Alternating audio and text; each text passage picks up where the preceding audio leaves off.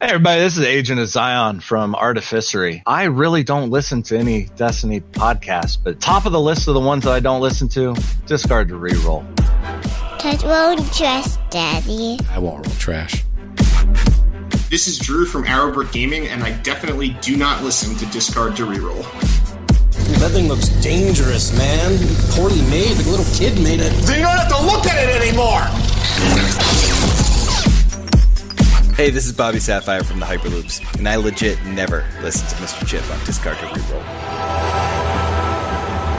Discard to reroll. It's Discard to Reroll. We're a podcast about a little dice and card game we like to call Star Wars Destiny. I'm your host, Mr. Chip, and thank you so much for listening. And great news, everybody. Our show has officially been certified as being 100% Star Wars Destiny compatible. Isn't that great news? Evidently, if you just say you're compatible and not actually for or about Star Wars Destiny, then FFG gives you spoilers. So thank you. We are 100% compatible with this game. We know you've got a lot of choices out there when it comes to Star Wars Destiny content, but I think you should listen to them all. I'm so thankful that you're here. New listeners, what a great time to be a part of this game. Join in on the conversation. You head over to the Twitter. It's at DiscardTOReroll. Follow us on Facebook. Check out our YouTube page, or the old-fashioned way. You fire up your computer and you send us an electronic mail message. It's questions at discardtoreroll.com. Also, I want to thank each and every one of our patrons. There's 38 of us. We're strong, we're proud, and we're rerollers. Please know the last month or two, it's been really hard to have a Patreon in Star Wars Destiny, as some of you may have heard. But you don't care about that. You just want to talk about the goods. Great news, we're 100% Star Wars Destiny compatible. So because we are, if you happen to be at PAX Unplugged in Philadelphia, Pennsylvania, and you're a patron at any tier, come see me. I've got some goodies for you that are, again, they're 100% compatible. You don't want to miss them. Those unable to attend, we're making sure right now that you are part of that and you don't miss out. I wish I could say more, but when you're 100% Star Wars Destiny compatible, that's all you're allowed to say. Let's get right to it. On this episode, I had a chance to interview Agent of Zion. He's one of the best Destiny players in the world. We talked about what he's been up to, what he thinks of Across the Galaxy, the new meta, and Destiny going forward in 2019. You can visit him at artificery.com and check out all his good stuff in the writing. And that whole team over there does some great stuff. So thanks for listening and enjoy the show. So our guest tonight is pound for pound one of the best Destiny players in the world. He was 13-0. I don't even know how this is possible. 13-0 in a San Diego regional. That was with Hero Vehicles. This just in, he likes vehicle decks. 6-0 at PAX Unplugged with Kylo 2 and Vader 2. That's Spirit of a Rebellion Vader. 5-1 at the same PAX. That was R2-P2. He went 2-2 at that PAX with Palpatine, and I think he went 1-5 using the Ray Finn starter deck. That was good. 6-0 at with Hero Vehicles. And what was that? Is that South by Southwest? What is that? SXSW? Yeah, that's South by Southwest. Holy crap, I didn't really play Destiny at that. All right. And then 6-0 again, that was a Trilogies event. That was with Hero Vehicles again. Doesn't matter. Standard, Trilogy, he brings his vehicles. And then you might know him from Nationals. He went top 8 with Kylo 2 Snoke, which I want to ask him about. And he's also part of the team from the Artificery, one of the best teams of players, content. They have store. You know him. You love him. Where's he been? It's Agent of Zion. Zion, how are you?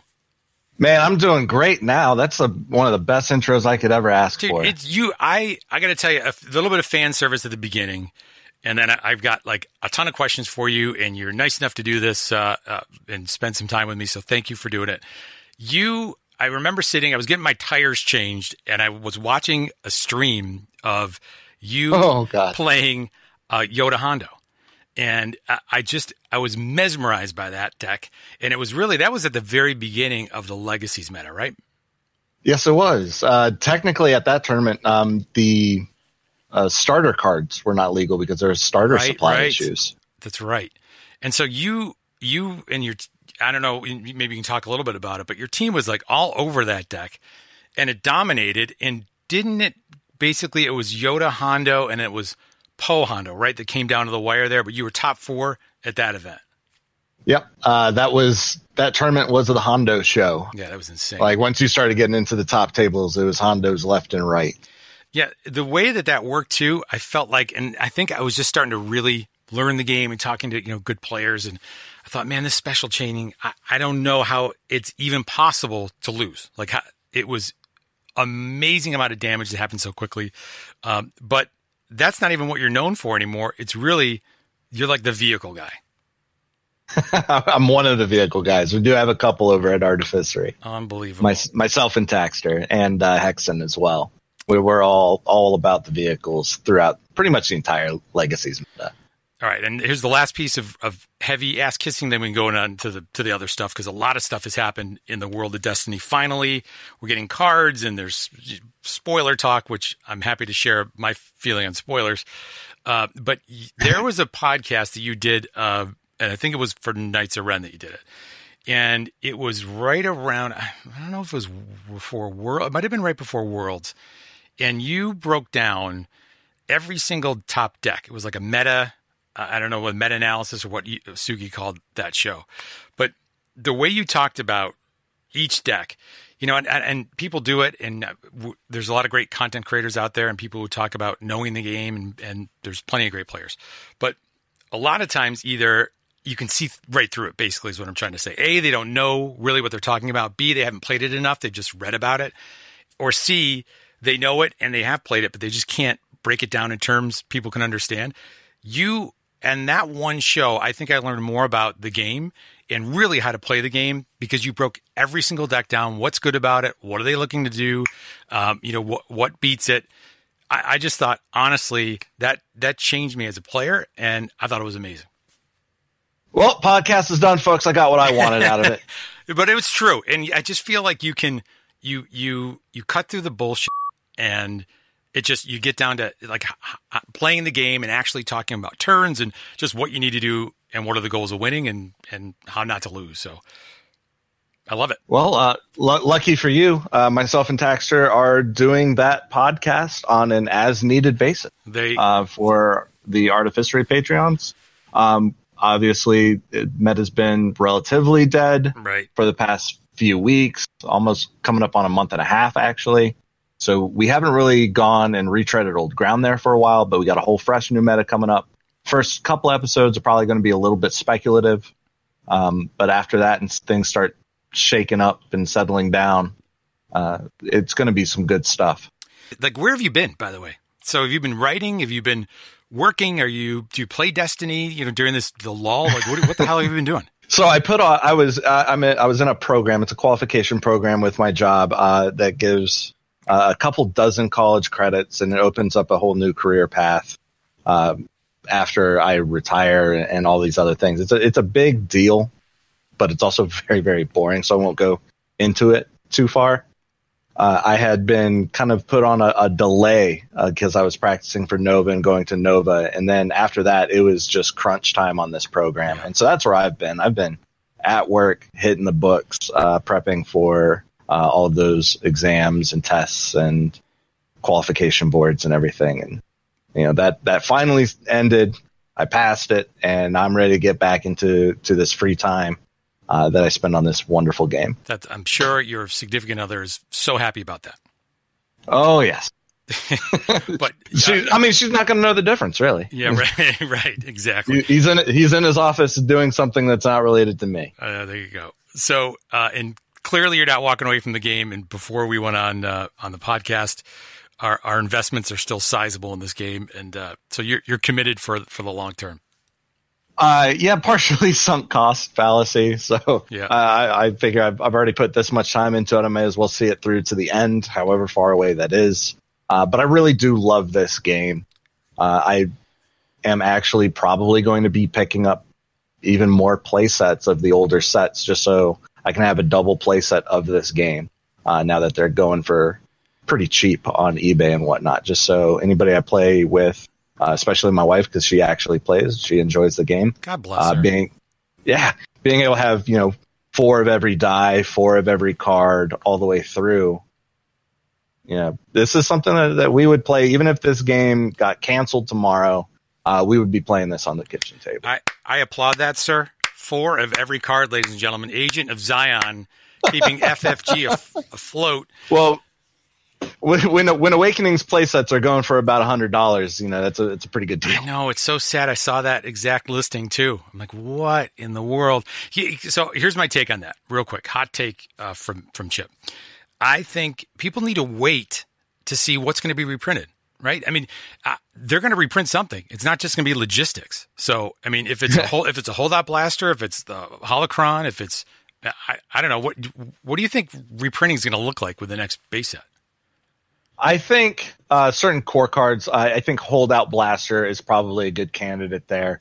I think certain events are going to get reprinted. Not that anybody cares about those on a value standpoint, but you could look at something like isolation, logistics. I could easily see truce getting reprinted. Caution, even though that is so far down the line. Right. Caution, maybe I could see caution.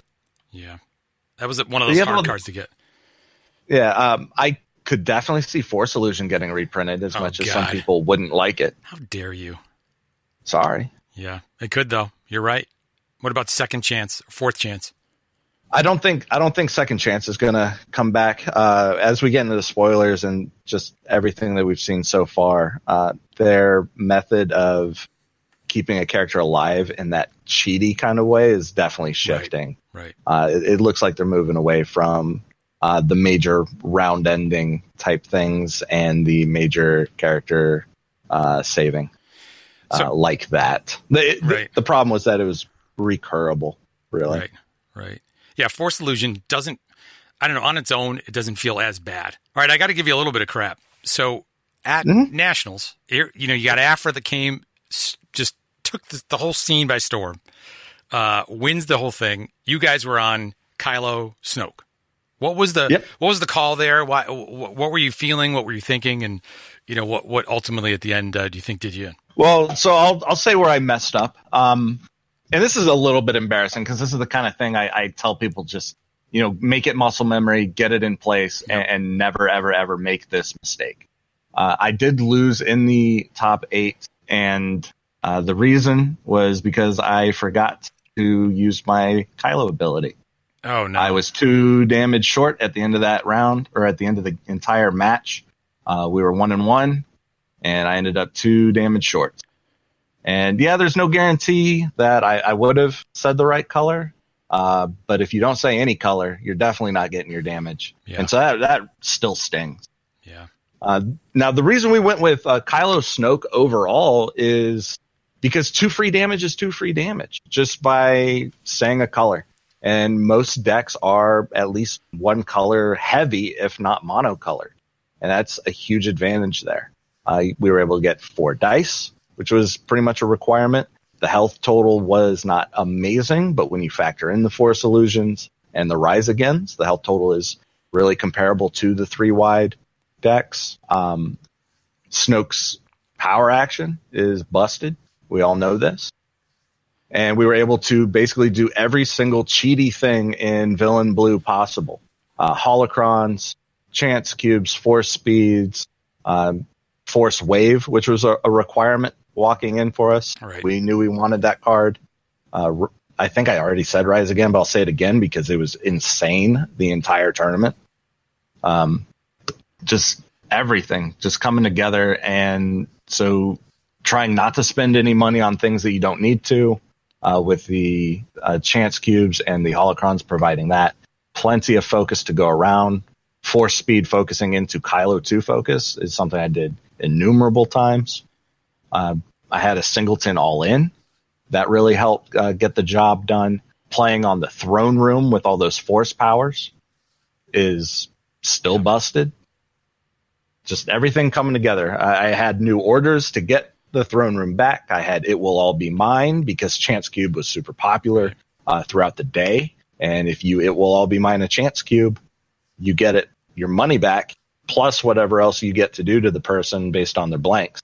I think I resolved one guy's Chance Cube, Thrawn died, DL-44, and a Vader's TIE Fighter off of it. That's nasty. Like, get a better deal than that somewhere. Yeah. I can't think of one. So where does that deck fall down then against Afra?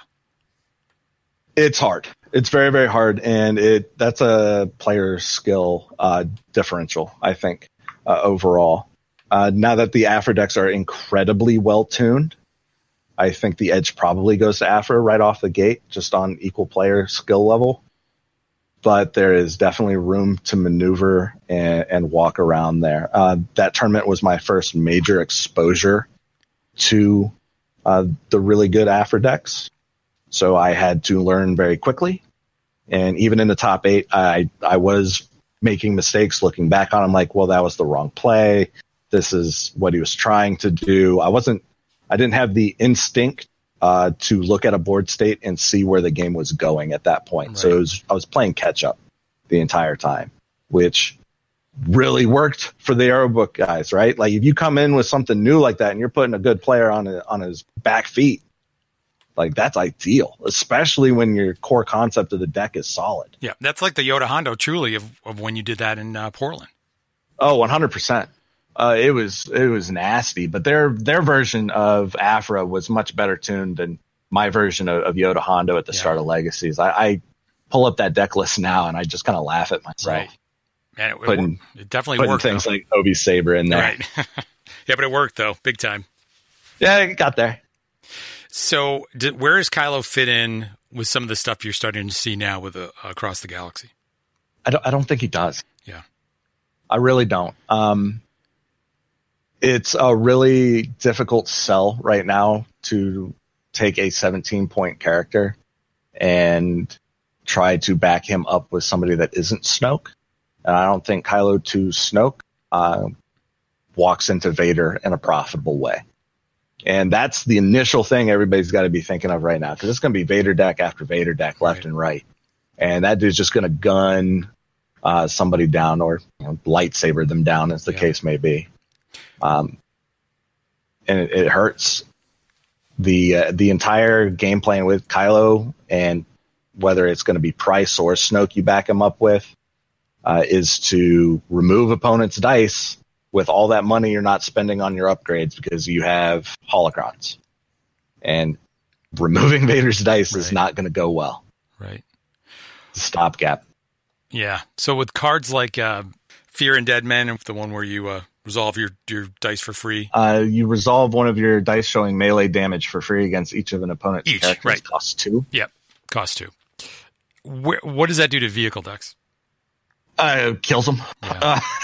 Right. Vehicle decks need to have some sort of utility now to specifically hit hand. So scruffy looking Nerf herder is more important now than ever. It was already packed in vehicle decks because of hyperspace jump. But as we're seeing those super swift yellow decks, namely Sabine, Yoda Hondo, as those go down, people were pulling the scruffies out because they didn't need them. Those are coming back in 100% for any vehicle deck, specifically for things like Fear and Dead Men. And it's terrifying. It's absolutely terrifying. You clearly have an innate knowledge of the game and the ins and outs and know the cards, and just from practice and experience and reps and just talking about it. Are you more the guy who, I want to be part of the conversation making the deck, but give me that deck and let me get my reps with it? Or do you prefer behind the scenes, like tuning that deck up and watching somebody else play it and then making adjustments to it? Like if you had to pick, are you more the creator side or the player side? I'm the player side.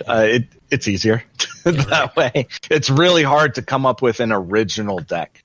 It's very, very difficult. And you're going to see a lot more of it. There's going to be a lot more dabbling, a lot more options given to people now with these negative plots, right? With the negative point cost plots. That opens up a huge amount of options that you can't just like internalize and say, okay, that character costs 13. I could put him with Kylo. What does that give me? Well, now it's, well, that character costs 14. He could go with Kylo, or he could go with a 16 cost, or it moves things around in such a way that everyone is going to be getting a little bit creative, and we're going to see the wisdom of the crowds kind of take shape and push this game in some very interesting direction. So you told me that unfortunately you're not going to be at PAX this year, PAX Unplugged, but that's kind of that kickoff of, the new meta and the spot gloss chasing and all that good stuff.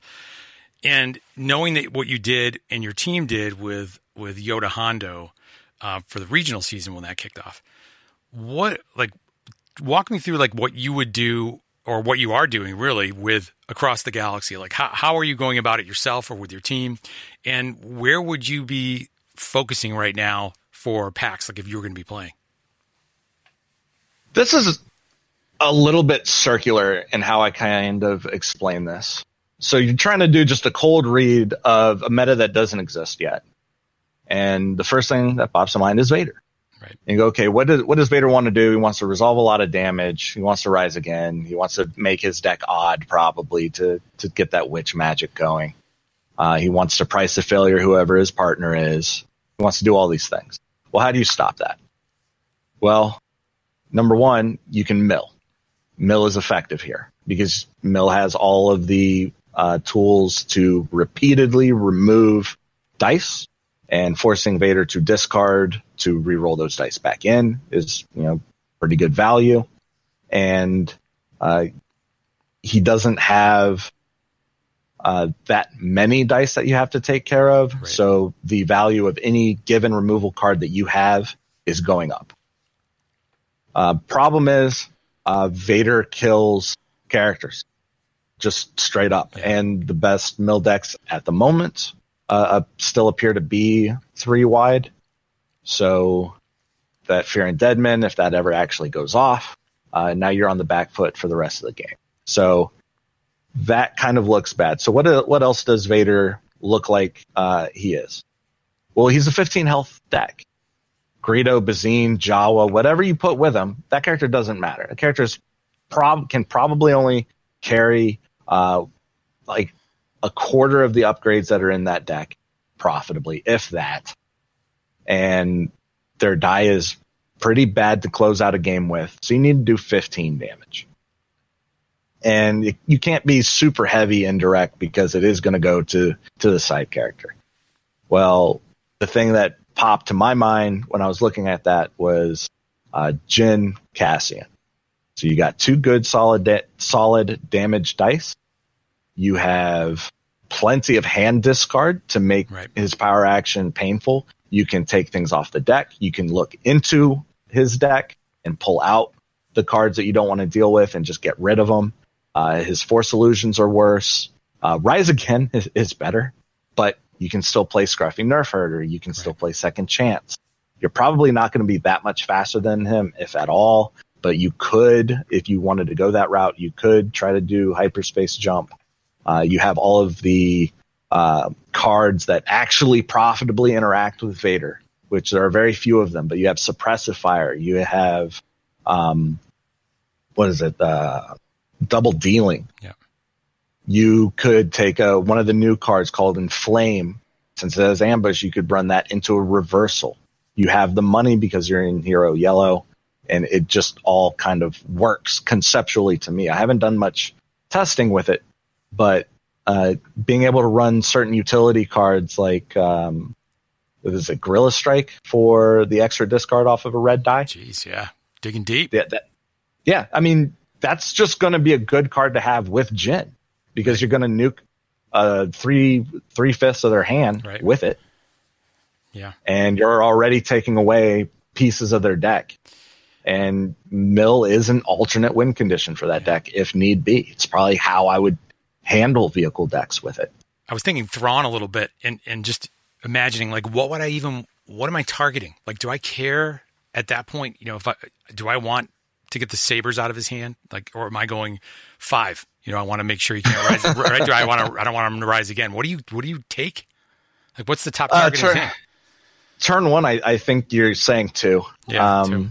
Because you hit Ancient. I don't think Vader would play Shoto, but if he did, you could hit the Shotos. But the major things there are Ancient, Fear and Deadman. Yep. No Mercy is probably going to be existing. You just don't want him to be able to run something out with those starting resources. You kind of want to go first, and you want to take an option away. Right. See, taking a break from the game, working on your you've already got the meta figured out. Vader, we already solved that. What's next? I am very sure I'm wrong. What is next? Vader's done, everybody. You heard it here. Agent of Zion just comes back, he wakes up, and just tells you, here's how you beat Vader. Oh, God.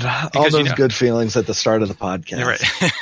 Just going away. How about you're going to be running Maul? I heard that you're trying to collect all the Mauls of the world because you started with and here's the other thing. I totally forgot. I've got 27 freaking quad jumpers because of you. Just as a quick aside. Do you have them? Yes. Oh man. Yes, I'm the guy. Well, if you still have them, I'm sorry. You're right. It's still not a bad. It's still a good card, but It's a great card. So Savage, the Savage Oppress. First, you must activate this character as your first action each round, if able, unless you spot Maul. Is this going to make Maul great again? And by great again, I mean anyone is going to play this at all other than casually? I mean, 13 health is a lot of health. It is a lot of health. 66% damage is a lot of damage. Yep. Granted, 2 of them are one sides, but he's got the one melee, 3 for a buck, and then he's got the +2. Yep. I hate modified sides on characters. Right. I know I just said Jin was good, Yeah. but I really don't like modified sides on characters. Yeah. It's got a discard too. That's basically a blank Yeah. for that guy. It's not incredibly useful. I'd like it more if it was a disrupt on him. Yeah. So, I mean, if you don't play with Maul, I mean, you're stuck, right? You must activate this character as your first action each round. Yeah, unless I want to drive our rules gurus up a the wall. Yeah. I want to drive them up the wall with what if I coerce my opponent who's playing Savage Oppress? Right. Right. I think that you're going to play with Maul. That's what you're going to do. I think you have to. Yeah. Like, for sure. So spoilers, speaking about spoilers, not that I'm bitter, but I'm super excited that somebody decided to open up a case of cards or whatever they did, and the spoilers galore came out. Here's where I struggle, Zion. I see a card that looks like my grandfather, and it's a 10 health Wolof Yularen, and I look at that card, it's 10-13, it's a red villain. I'm sure he was in something, maybe Return of the Jedi. I'm not exactly sure. But he's got a power action. Look at a player's hand and choose a card from it. Discard that card if there's a copy of it in the player's discard pile. It's 1 focus, 2 focus, 1 discard, 2 discard for a buck, and then a resource and a blank. I look at that and I say, like, why did they make it? I'm sure there's going to be something that someone way smarter than me is going to figure out with that guy. And it's going to be like Villain Mill or something like that. so I really, really like him. So 10 points for 10 health right off the rip. That's baseline. That's good. Whatever kind of die you're getting with that is probably good enough. All right. He's got 2 focus sides, single focus, double focus. Yep. That's above curve. Now we're talking, the rest of his die could be blanks, and this dude would already be above curve for what he's giving you for your point value. Okay. All right. I think hand discard is going to be incredibly relevant moving forward. Because, whether you're playing something really tricky and event heavy like Jin Cassian, or you're playing vehicles, or you're playing Vader, you want to be keeping your hand. This dude poops all over that plan. Yeah. And a resource side is a resource side, and that's fine. But that power action, if I said to you, I would hand you a card and you will never ever get easy picked more than once in a game. Or you will never ever get entangled more than once in a game. That feels good. That feels amazing. Yeah. So he probably goes in a mill deck. I would assume it makes the most sense to me that he would go in a mill deck. Right. But you're just stripping options, whether it's removal, whether it's upgrades, doesn't matter. You're taking a look. You get perfect game knowledge. He gives you that Thrawn sense of security, and you just removing your opponent's ability to play the game, and that feels great. I love this guy. All right. I don't know what deck he goes in. It probably goes with Snoke, and then I think you have 9 points to play with after that. Yeah. And you're playing a 3-die deck, but you're probably going to put it in yellow, so call it Bazine. And now you got plenty of discard sides, you got plenty of money sides. You're snoking left and right, and you're making things happen. I want to start doing things like no disintegrations. Okay, there you go. And you're just burning the top of their deck. It's amazing. He's going to be a nasty old man. I want that deck to be called like the Thriller 3-wide or something, because he looks just like Vincent Price. I mean, he really does. So when you think about Thriller and the thing, then I see Nexus of Power right next to it, which is, by the way, that's a blue neutral support for 1. And it reads, after you activate the support, you may turn this die to any side. And just when I thought they've run out of die sides, this got 0 range, 0 melee, 0 indirect, 0 discard, 0 shields, and 0 resources. What am I doing with this card? Which one is this one called? I got to pull it up. All I right, got to take a look. So it's Nexus of Power. It's a support location, and it binds the galaxy together. Is the quote, Zion, from Obi-Wan. After you activate the support, you may turn its die to any side. So it's basically a 0. So I'm assuming even though it's 0, is it base damage? Is it base? So like if you have a modified melee and you turn this to a 0 melee, like you can resolve the melee? Yep. That is exactly it. That thing can carry modifiers. There you go. I also don't know if anybody is trying to make... Man, that card's so bad I can't remember what it's called. Okay, I got was 1 for 2 or whatever. That's all right. There's a card. If you're showing all of these different symbols, you get to do a shit ton of damage. That's right. Yes, it's awful. And it doesn't have blank. It doesn't have a blank, so it doesn't get you all the way there, but it gets you partially there. Right, Nexus of Power. But I mean, I feel like if you're struggling with modifieds, there you go. Yeah, whatever you want. It's really, really weird. That thing is going to be really niche, I think. Okay. It solves a problem. I don't know if it's yes, it does. I don't know if it's a problem that anybody is going to have to begin with. Right. But it solves a problem. It fills the slot of card 117. So there you go. Yeah, if nothing else. This is the card that I redid, and it's called You Ain't Entangling Shit for 1. But it's a blue villain support. And I think you talked about it a little bit in the Discord. Before the effects of an opponent's event would be resolved, discard this support from play.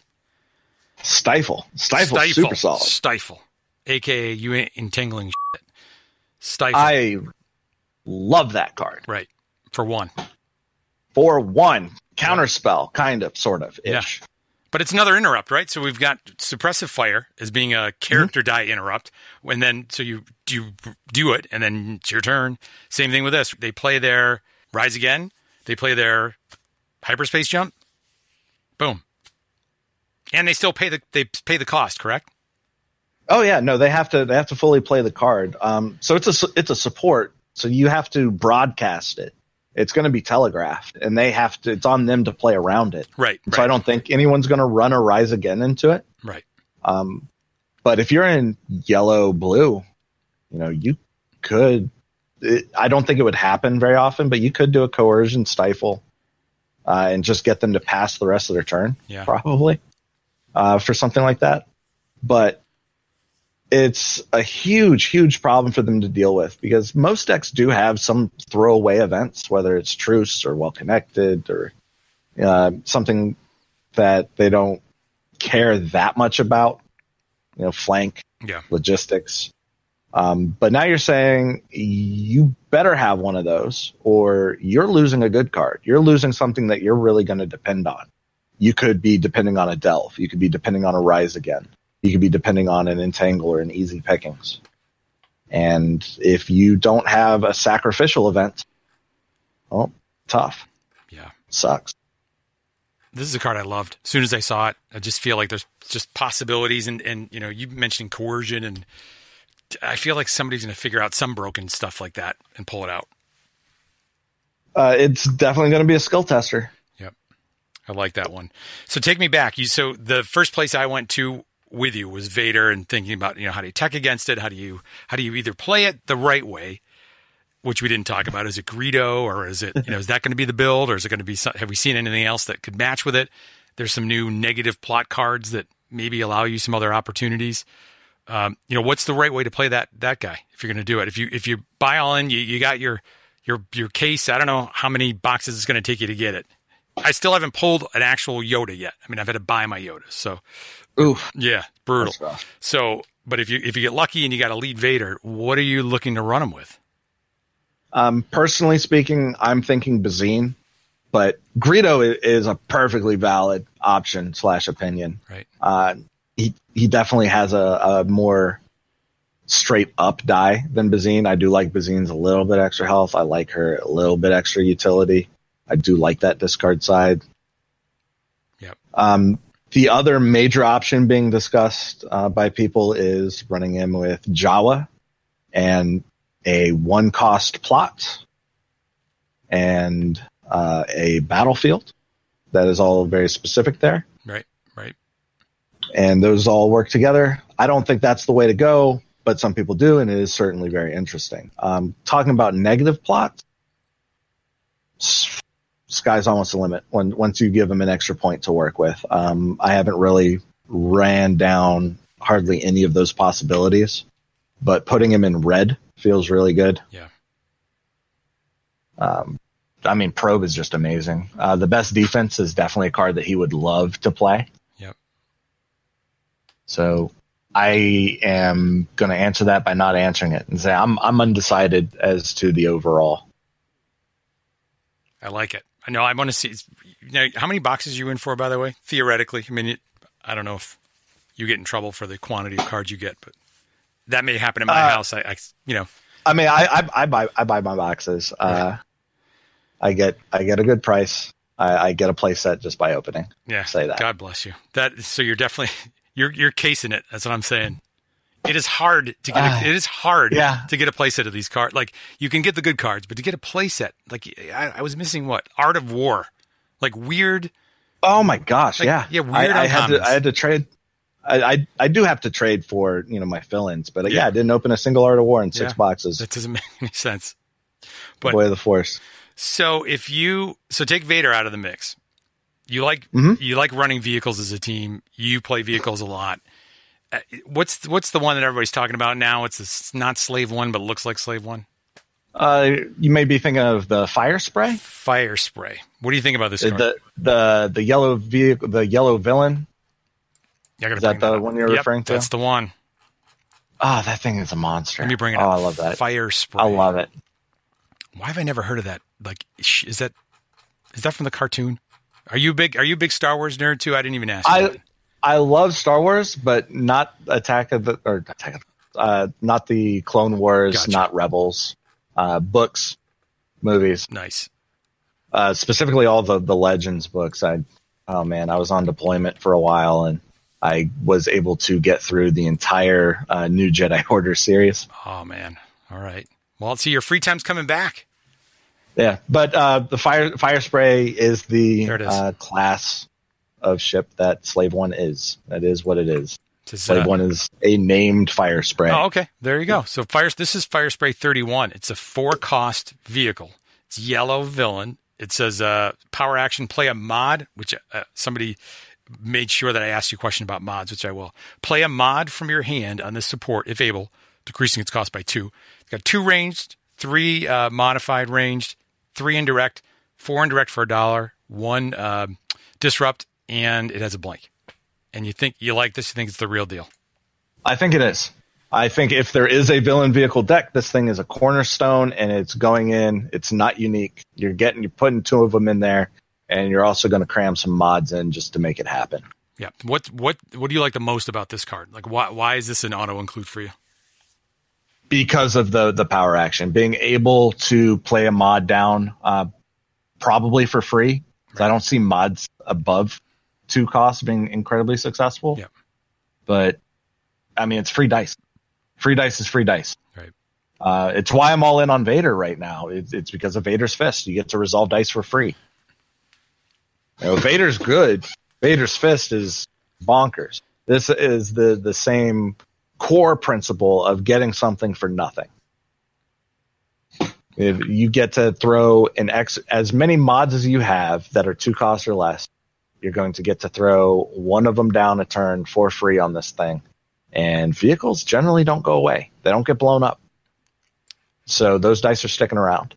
And your action economy is good because they're all rolling in at the same time, which has always been a weakness of vehicle decks.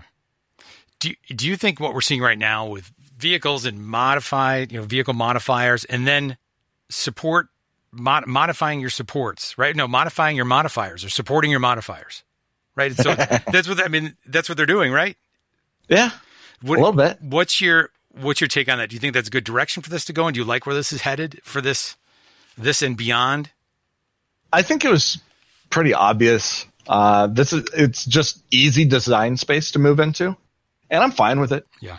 Time will tell whether or not it's effective because you can't play a mod without a vehicle, so you got to strike that right balance. But plenty of good deck builders out there. I'm sure somebody's going to make it happen. Yeah. And when you look at these mods, the ones specifically triple laser turret, that's an incredibly effective die for 2 resources.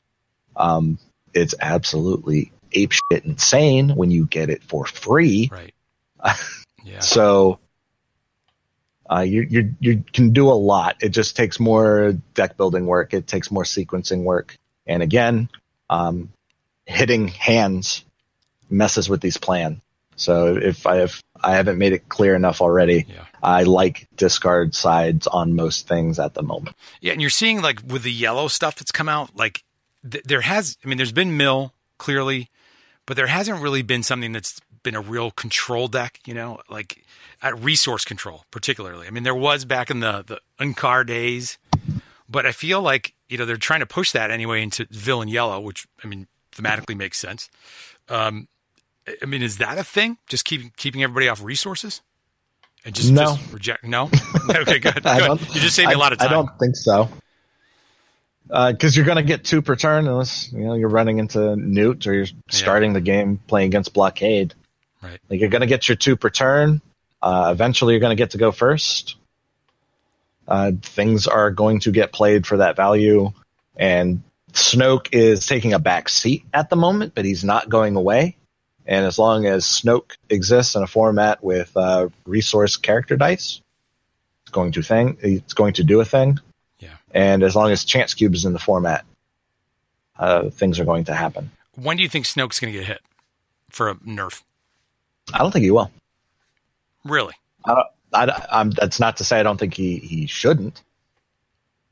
I think he should get hit, but I don't think he will get hit.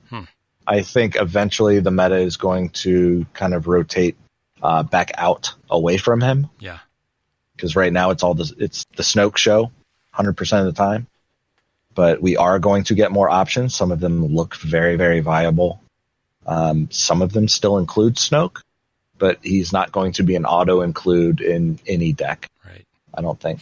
Yeah, I think there's some wisdom behind those guys over at FFG where there's some, definitely in Jeremy, I know there is, that just sit back for a little bit.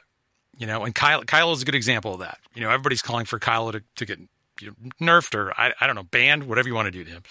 And, we just talked about it for a while. Like, he's probably not going to be a huge thing. Wait it out. Wait it out.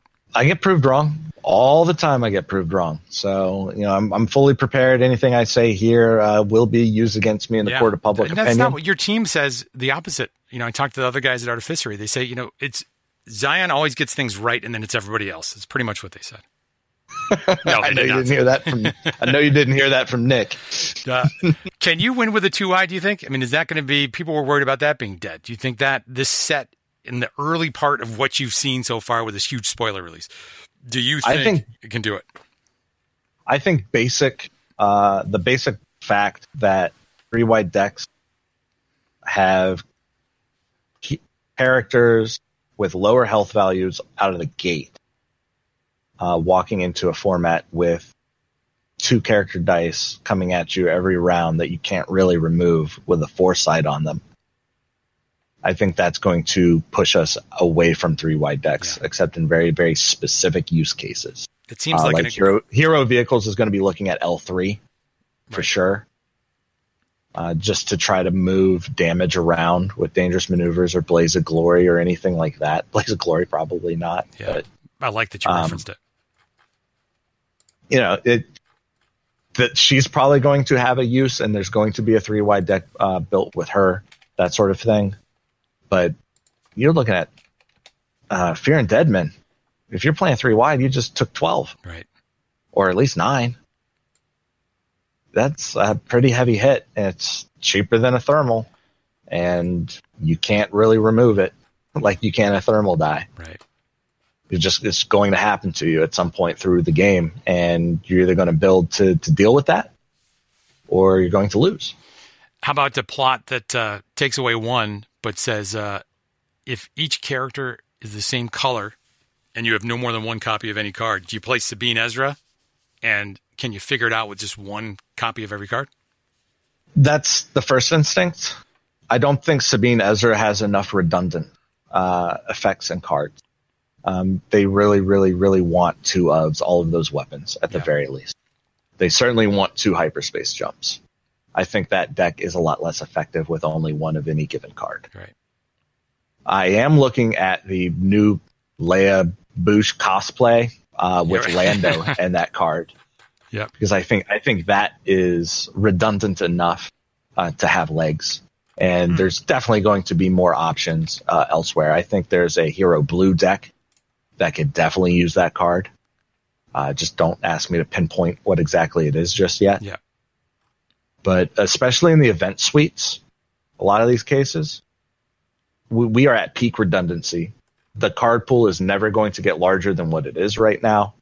And you can do whatever you want with just different names on the cards. And that fulfills the conditions of the plot. And that's good enough. Yeah. And I say Hero Blue specifically because you're looking at things like lightsaber pool and walking into a much deeper and more effective weapon pool than you are on the villain side. And so with lightsaber pool, you virtually have 2 of any given weapon. You just don't have 2 of every given weapon. I like it. Leia Organa, by the way, Bouche cosplay. I like that. She's a character scoundrel. You can include up to 5 yellow villain cards in your deck. It's hero, by the way. I can't see the bottom of that. It is yellow. Okay. Deal 2 damage. The specials deal 2 damage to each of an opponent's characters unless they give you a resource or 2 resources if you spot a villain card. She's got 1 melee, 2 melee, 1 discard, 1 resource, and a special in a blank. 13, 16, 11 health. Seems solid. I like it. It's pretty sexy. Yeah. It's a cool card. And give me that boost action. I like those mouth tendril grip nozzle things. That's a great costume. And I'm trying to, it's like, is she chained up in that actual, I don't know, she's got something on her wrist there. I can't actually see that. You see that? Yeah, I can't remember. I mean, I was can she pulling something in that? I think she was pulling something. Yeah. All right, two great guys to have this conversation around that. I know, right? Somebody's screaming. I'm playing back the Jabba scene in my head. Right. I'm like, I can't think of what she pulled. Just Chewie. Didn't she pull Chewie? That's right. She was dragging him in. See? You got it. We figure it out one way or the other. Just work your editing magic. Yeah, right. Just look like a real Star Wars fan. For sure.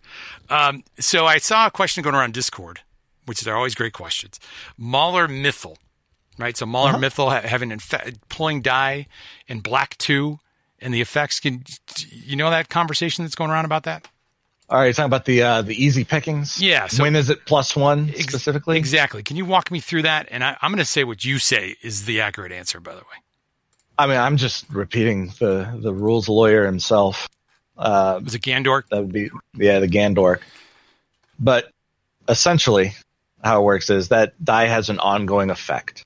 So as long as you can fulfill the spot requirements, since it's not tied to, say, a dice resolution window or a when rolling this thing out window or anything like that, since it's just an existential fact of the card, it is showing +1 at all times. Your opponent's turn, your turn. You know, if you happen to you can't ace in the hole it, but if you were able to roll that die in somehow, even without the card being there, that thing is showing +1. Right. Yeah. So it says when this die. So black 2, which is it's a TIE fighter. It's 3 cost, 1 range, 2 range, 3 range for $1, 2 indirect, 1 disrupt, and it's got a blank. But it says while this die is showing ranged, increase its value by 1 if you spot Mauler. So the question is when it says if you spot Mauler, but doesn't you normally apply to me, the person who played it? Yes. However, since it's an inherent die ability. Okay, that's the inherent die ability. Yes, it's an inherent die ability. U is shorthand for controller. So it is always yelling at the card's controller, right. Can you spot Mauler Mitchell? Or Mythal? Can you spot Mauler Mythal? And until he's dead, your answer is always yes. Yeah. All right. So it doesn't care whose turn it is. I've learned a few things in life. Don't tug on Superman's cape, don't spit in the wind, and don't go against Gandork. Pretty much. It's not that order. But so I asked a couple people who I told that I was talking to you tonight. I said, give me a question for Zion. I said, this is a rare opportunity to talk to get into his mind. And they asked, one said, why the hell should I care about vehicle decks? But I think you answered that. Describe the worst play experience you've had, something that makes your skin crawl at a competitive event. You've played a lot. I mean, I read that resume. I mean, there's a lot of games you've played competitively. And I think you've played some other competitive card games like Magic and things like that. If it's not a particular event with Destiny, like what gets Zion his panties in a bunch at an event? I'm going to give you 3 answers. I love it. I cannot just keep my mouth shut. All right, good. All right. So number 1 is an ongoing thing for me, and I'm well aware that this is a personal issue of mine. I don't like people touching my dice. I don't like people touching my card. It's just a thing. So when people Amen. I'm going to remove that, and then they take and touch the die, I feel like flipping the table. Sends me through the roof. On TTS too? Yeah, actually. When they reach across a little hand, then they grab it. I don't like that either. I'm with you. Yeah. Here's one local-ish. So up near LA, there was a store championship, and there was a couple new players there. And there was this one individual, and I didn't find out about this until after the fact, or else I would have done something. And I wish he had gotten kicked out of the tournament for this. But he's playing against a new player, and she's playing Ray Ayla, and she's killing it. She's in the top 4. Love it. No, it was the round before. So she was on the right about to make cut, and she's doing great. And she rolls out. Nothing happens. He takes his action, and she rolls out again. Nothing happens. He takes his action, and she goes to re-roll. And it's like a 1 in a million shot. Somebody can find the actual number on this, but she goes and she shakes all these dice up, and there's like a good 8 of them. Right. And it's nothing but blanks. Oh. I mean, we're talking double blanks here, right? Brutal. And this piece of shit, number 1, cheers. Oh. Like, come on. Number 2, he stops the game in progress, and he takes out a phone and takes a picture of it. Ah. And Unreal. it's disgusting. Right. And apparently, after that, she said, well, I guess she proceeds to lose the game. She doesn't make cut. And she goes, well, I guess at least I can go home and have the rest of my day. Or she said something to that effect. Right. And his response was, well, that's probably for the best. Yeah, that level of professional disrespect is just terrible. I did play against that guy in the Top Cut, and I handed his fucking ass to him. Well, there he you sucks go. He sucks at throwing snoke. I'm putting it out there. Good. He's fucking garbage, and I dumpstered his ass. Good. That's brutal. That's brutal. And then on a major level, was definitely Worlds this year. It's a funny story, but it doesn't do anybody any good for the sake of the game. Just people going apeshit, just taking things like real emotionally seriously, and really, really personally, and multiple threats of violence against other players. Like, there's no money in the fucking game. Right. I mean, what are you doing? I mean, this isn't a $2 million tournament on the line. So, I have distaste for the apparent cheating that was occurring at Worlds. I have a distaste for Bobby losing his temper. I can't remember the player who was playing against CJ Kowalski, but he lost his temper. There's just general bad feeling kind of all around. Multiple times during that tournament, because I was playing vehicles, people started playing to the clock and not to me. I didn't appreciate that very much. It's just taking things far more seriously than they need to be taken. Irritates me. Yeah, and here's what I worry about. There's been a lot of talk in the last 2 weeks, and I've tried to stay quiet about it, but it's tough for me to do that. When money gets thrown into it, and there are plenty of games, Zion, that if that's your thing, and whether it's poker I mean, there's plenty of money in that. Or if it's Artifact that you want to play because Steam or whoever the hell makes it, Valve, is going to put a lot of money behind that, that's fine. Or Hearthstone. I don't know if there's competitive tournaments for money in Hearthstone. But yeah. So you can play that. You can play Magic. I just, if cash gets involved in this game, like that's the stuff that's going to happen on the regular. And I think this is a game that you have players like yourself who are very competitive and are very smart, but are not brutal to play against and can enjoy the just friendly competition, or the old guys like me who like the theme, love to collect things, like to go out and socialize, have a beer, and roll some dice. You know, you've basically got those types of players. If you throw cash at it, I'm really worried about what happens to the overall vibe. If they do it the right way, it'll be okay. Yeah. I don't hear too much drama coming out of the Pokemon community. I think people will probably step in and correct me on that, knowing human nature the way I do. But the thing is, we already have these issues.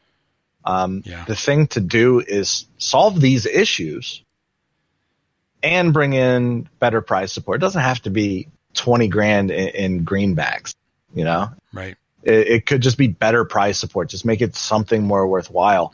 But what they need to do before they can really do that in a big way is get a rules enforcement document, somewhat similar to what Magic has in effect, if not in layout. Get good judges. Yeah. Get some sort of certification level for them. And give them the tools that those judges and those trusted players need to,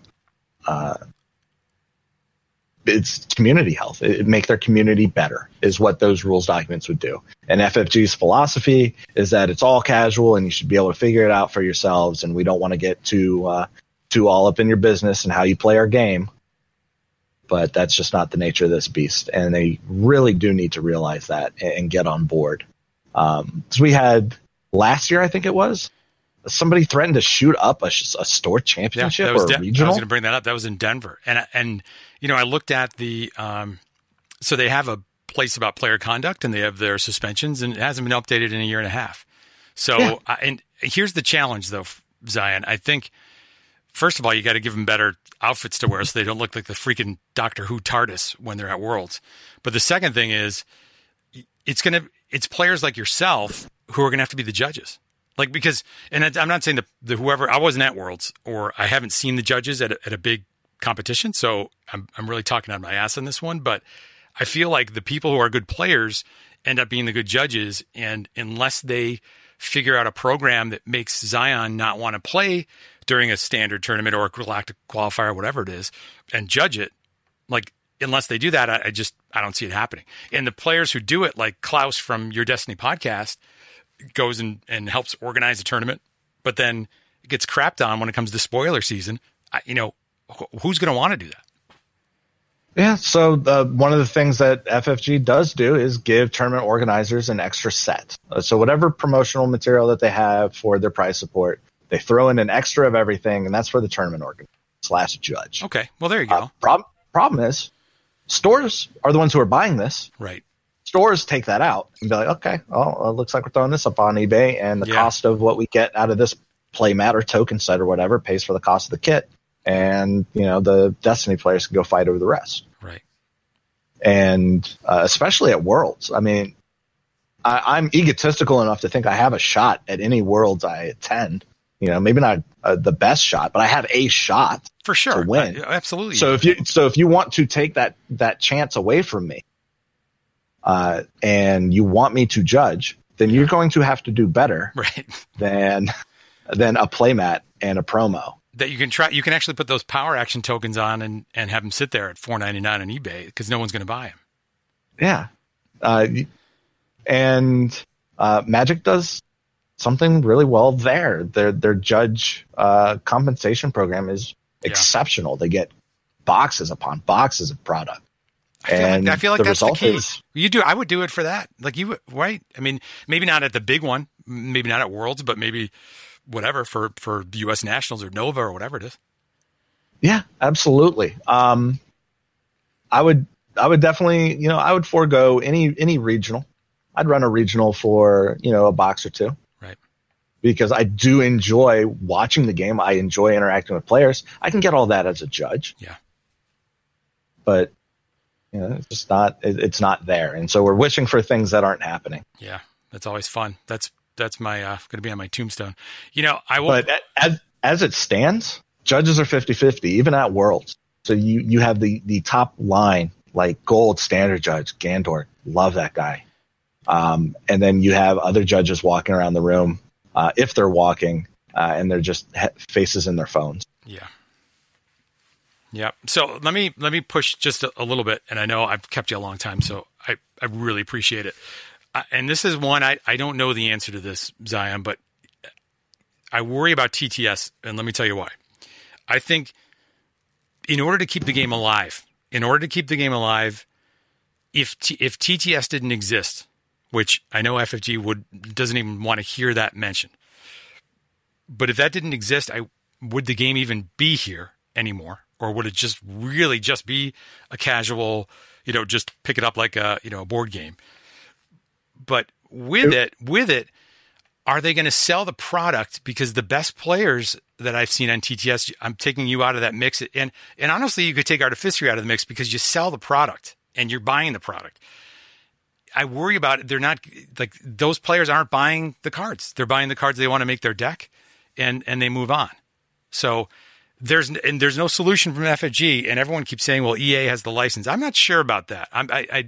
No one's told me that. I mean, I know EA makes games, and I know EA makes Star Wars games, but I don't know if a board game, collectible card game adaptation electronically would fall under the same thing as a video game. I worry where does TTS fit? Is it the thing that saves Destiny along these lulls and keeps competition going worldwide?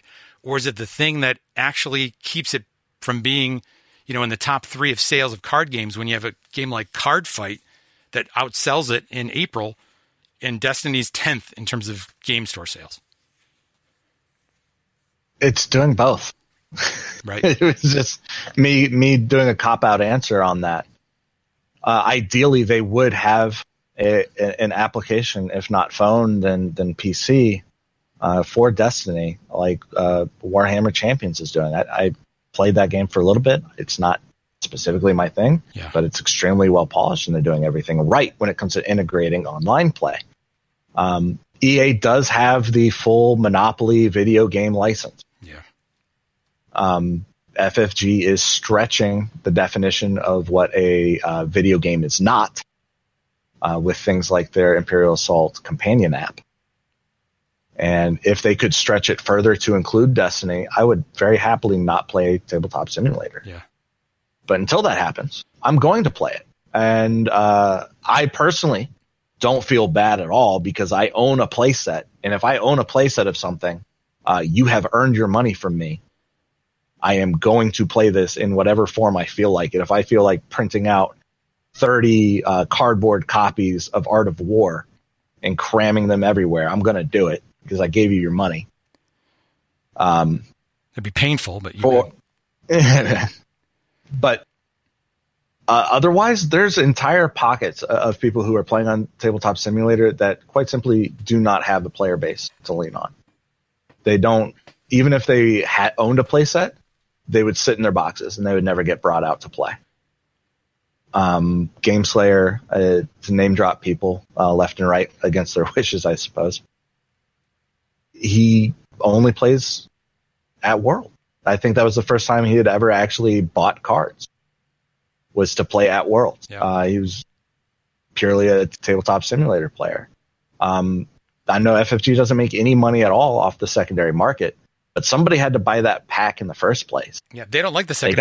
I promise you, and Wizards of the Coast is probably the same way. Like they don't, just like used video games. Nobody wants those to exist.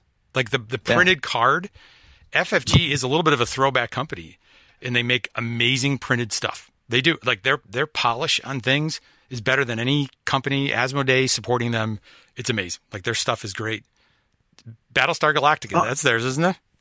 Oh yeah, yeah. But it's dude, just if I can show you my board game wall right now, if I can show the listeners this, I've got double blue Fs on, I would say, at least 80% of this double wide 5 shelf tall, and it's Fantasy Flight all over it. Yep. Love them as a board game company. Yep. Specifically, I love Corey, and I always butcher his last name, but Corey Kaczynski.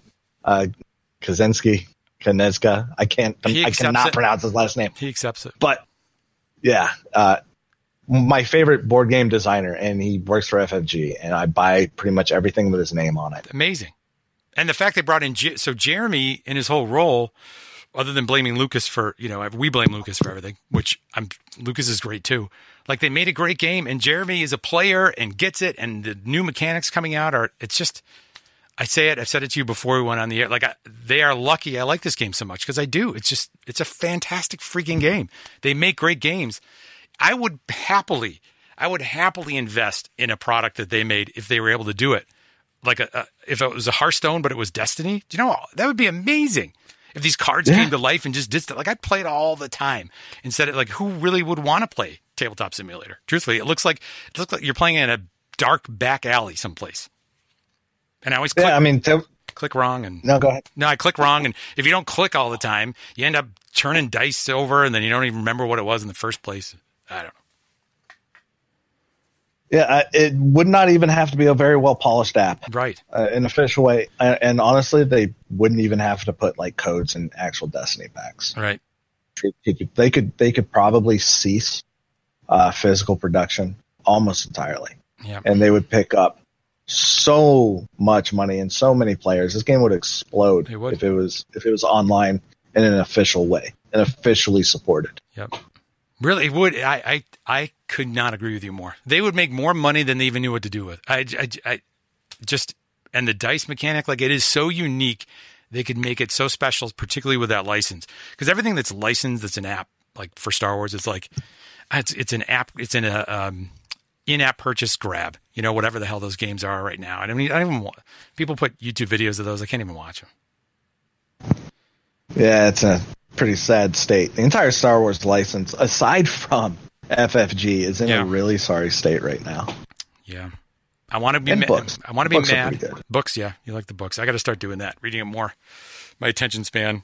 Well, I'll tell you, Zion, we got to a lot of stuff. I mean, I appreciate the stuff Artificery is doing. Rally Aid, I was initially, I really wanted to take it all in and just try and understand where everybody was coming from on that. And the more, I think it's hard for people, people listening to this podcast, like, half of them could give a rip. They want to hear a little bit about the game.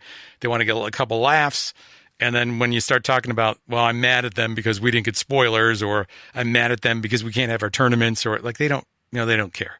But then when you do this, when you do it for a while, you realize, like, you're working hard for nothing. And when you get slammed, or you get told to, you're not like an acknowledgement. Hey, thanks, man, for keeping the game alive, or for doing what you're doing to support. It's hey, thanks so much. You got to stop doing what you're doing. I'm all about it. I'm all about Rally Aid too. Believe me. Well, here's a little teaser. My first article that I'm going to get done this weekend, probably, if not before, is going to be a solution article. And I love pointing out problems, but I've always been told, if you're going to point out a problem, have a solution on standby. So I have in my back pocket, here it is, a way for FFG to keep to their standards of maximum casualness and not bringing money in, and maximum casualness, by the way, was my nickname in high school. Also, and not bringing money in. I love it. Okay, keep going. And hold to the player demands of increased product support, increased price support.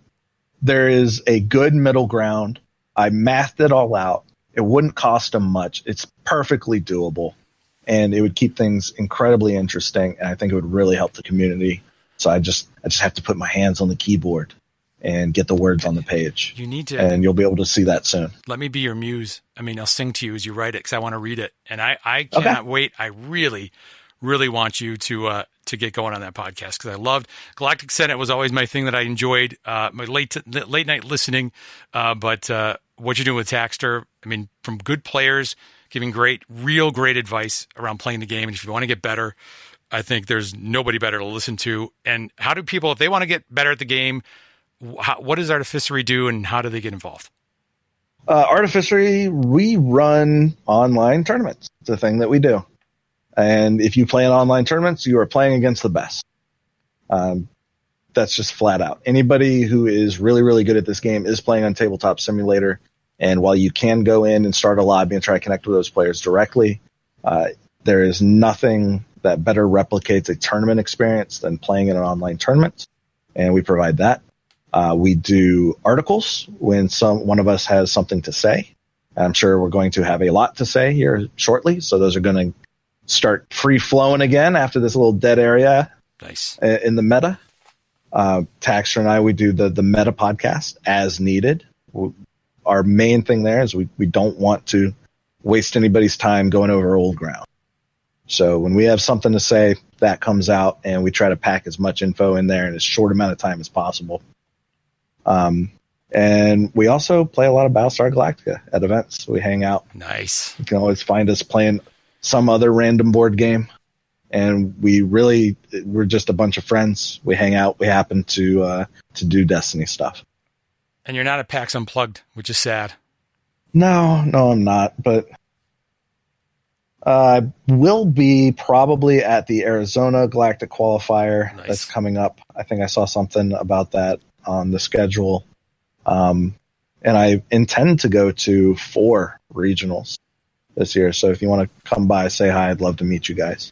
And if they're nice to you, maybe you'll demonstrate trunk riding, because that was the hashtag that gave, if they really knew the content creation meta, they would have known that trunk rider, there's only one guy who's a trunk rider. It's Agent of Zion. Well, I don't even know what that means. Trunk, didn't you ride you rode in a trunk with at Worlds, didn't you? Oh, God damn it. How did that come out? What's that? Oh, that's been out. That was out on Jedi Trials, released that bit of knowledge. Oh, man. Was that secret? Was that secret? It's definitely not secret. Well, I mean, I did it in front of the entire bar, so it's not exactly secret. When did that come out?